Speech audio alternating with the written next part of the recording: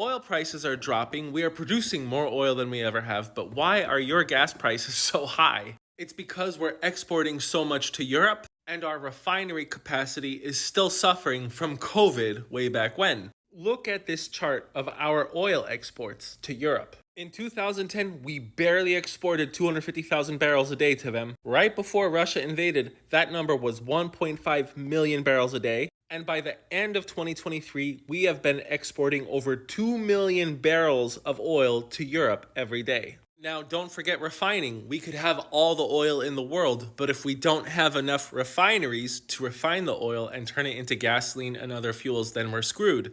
And take a look at our refining capacity since COVID. In 2015, we were on a very successful trend, and by 2019, we were kicking a lot of butt. We ended up peaking in 2021 around 18.8 million barrels per day in refining capacity. Do you see this huge drop? You need to learn about this. When COVID hit, the world oil demand dropped like a stone. We went from needing 100 million barrels a day all the way down to 91 million barrels. That is catastrophic. Yes, we've recovered, but we've barely gone above 2019. One of the big factors was China's demand for oil, and it's still affecting us today. From 2010 to 2018, China's demand for oil was growing strong and always on a high positive. But then COVID strikes first in China in 2019 and 2020, and look at the slowdown of demand in these 2 years. Boom, boom.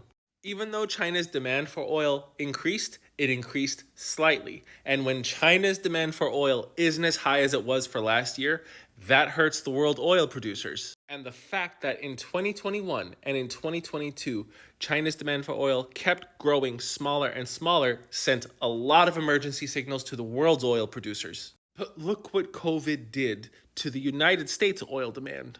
In 2019, the United States demand for oil peaked at 21 million barrels per day, and by 2020 it dropped to 18 million. The drop in US oil demand matches the drop in world oil demand, doesn't it? That shows you how influential US oil demand is to the entire world. And when the United States stops demanding that much oil every day, refineries cannot afford to stay in business, and they shut down.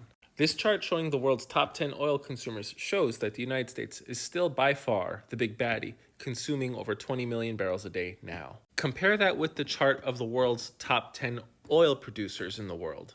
Yes, we produce a lot more than Saudi Arabia and Russia. And we are producing, if you look at this chart, more oil now than any country ever has. Saudi Arabia, Russia, far behind us. But if we are currently stuck at 82.5% refining capacity, guess what? It doesn't matter how much we're making. For the month of February, we are down 776,000 barrels of refining capacity per day. Even though there's a war and there are supply shortages worldwide, the price of oil is only $79 per barrel, even though Russia and OPEC have made massive production cuts. OPEC is operating at more than 2 million barrels per day less than they were in 2018. And for the same time period, Russia has cut 1 million barrels of oil per day. If the world economy was doing well, then we would see oil well over $100 a barrel. This is why you are paying so much for gas at the pump.